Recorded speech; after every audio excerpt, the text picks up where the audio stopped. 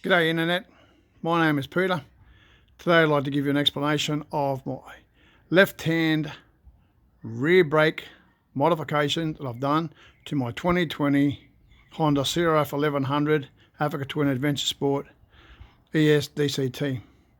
I'd previously done the same modification on my 2017 model Africa Twin DCT. The parts that I used are the same parts that I used on that previous modification.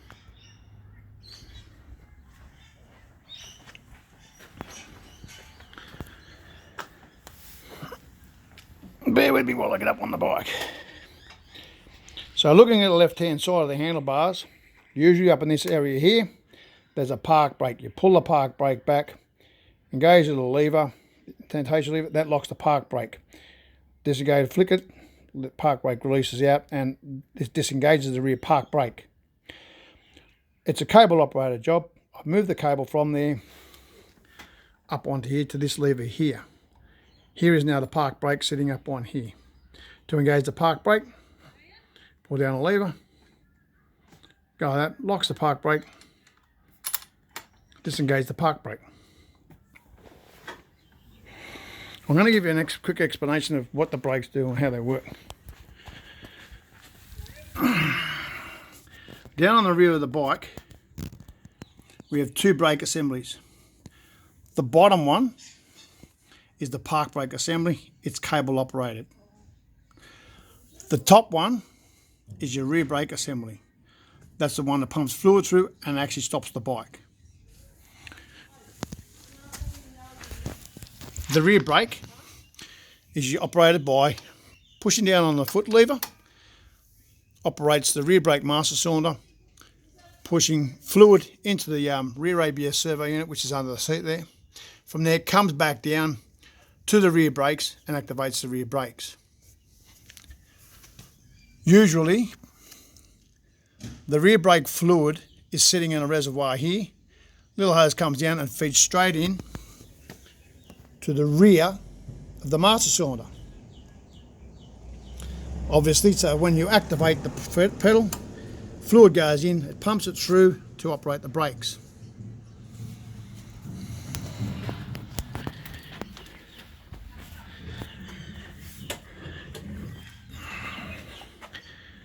Looking from the front of the bike here, over it, you can see that I put on a master cylinder and lever, which look exactly the same as the genuine Africa Twin master cylinder and lever.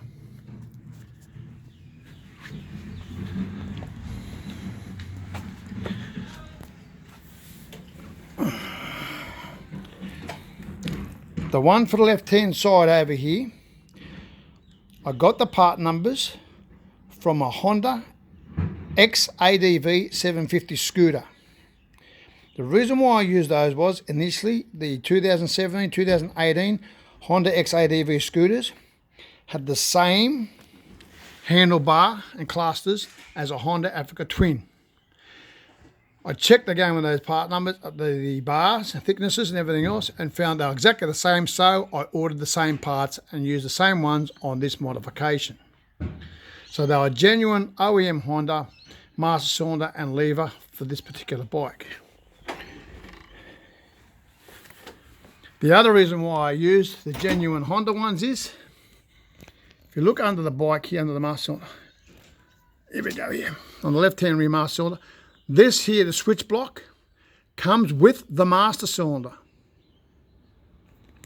You need that switch block so that you can hook the wires up to it, so that when you activate the rear brake,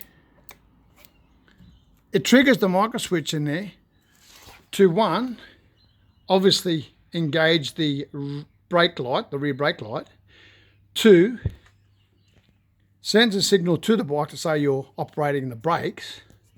And because the new bikes now come with cruise control, you also need to be able to disengage the cruise control if you activate the rear brake. So what I've done here is I'm going to come around a bit more here. So the way it works is, from the master cylinder, we run the hose, the hydraulic hose, down, round, underneath the tank, along the side of the frame, down here,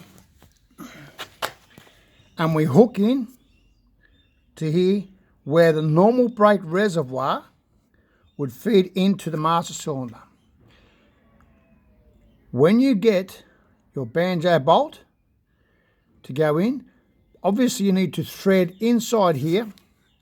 As you can see here, normal master cylinder, we've threaded inside here, another bolt here to take this. So all you need to do is make sure whatever bolt you use here, you use the same thread inside the master cylinder, tap a thread into there so you can bolt all this into it.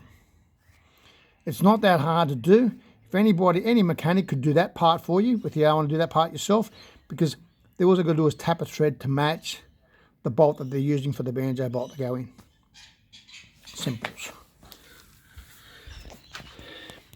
So when you want to activate the rear brake, obviously with my case, I've left this on here. You can use the foot lever. The master cylinder will take the fluid, just instead of using the fluid from here, we'll take the fluid from up there, pump it through the ABS unit, and obviously operate the rear brakes.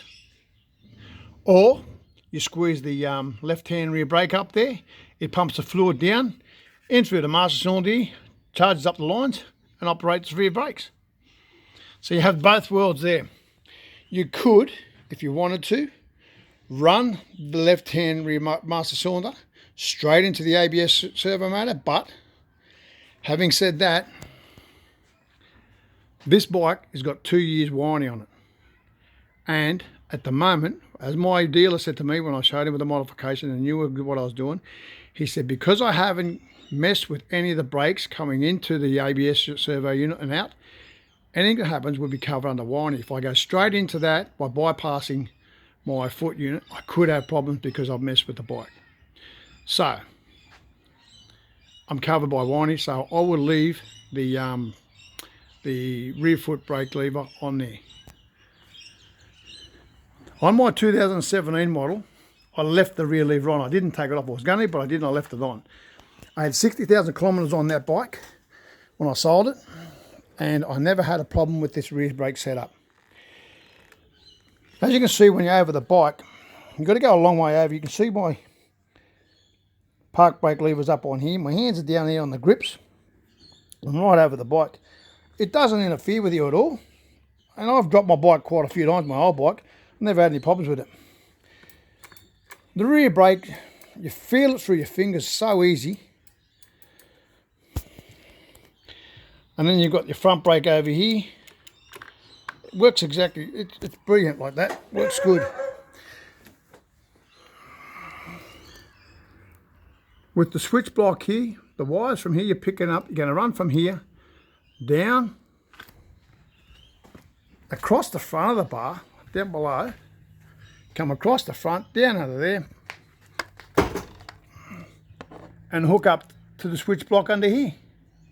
You're picking up the power and everything from here. Now, what that does is it makes sure that, and the power wire does it, so that if you've got the cruise control activated, when you touch on that left-hand rear brake, as soon as you activate the micro switch on that, bang, the cruise control will cancel out, the same as it does by hitting the front brake here or throttling down or changing the gear. It does exactly the same.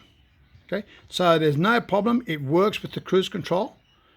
It works with the ABS. It doesn't alter any of those conditions whatsoever.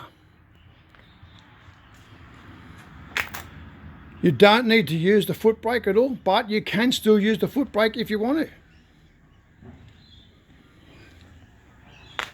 So that's my left-hand rear brake modification on my Africa Twin. A lot of people are using different bits and pieces and parts, but I find by using these OEM Honda ones, everything matches in perfectly. The wiring mechanism, everything is there to go across and feed from the wires there. The ABS is working as it would normally work. The cruise control works as it would normally work. There is no change to the bike whatsoever. As my dealer said, He would honour any warranty if something was to go wrong with my brakes, because he knows I haven't fiddled with the brakes from that rear ABS, from the rear master cylinder. Everything there from here in is all standard. The only mod I've done is taken off the reservoir from here that goes down and feeds in. Everything else is the same. And the reservoir for this bike now, for that rear rear brake master cylinder, is from the one up on the top left hand side. That feeds into that. If you've got any questions or anything, give me a yell. Put it onto the page here, and I'll try and answer the questions. But I haven't had any problems with this at all. I will say one thing that I noticed the other day when I was riding it. I was on an extremely slippery downhill slope, mud sliding and everything else. I had it in off-road mode,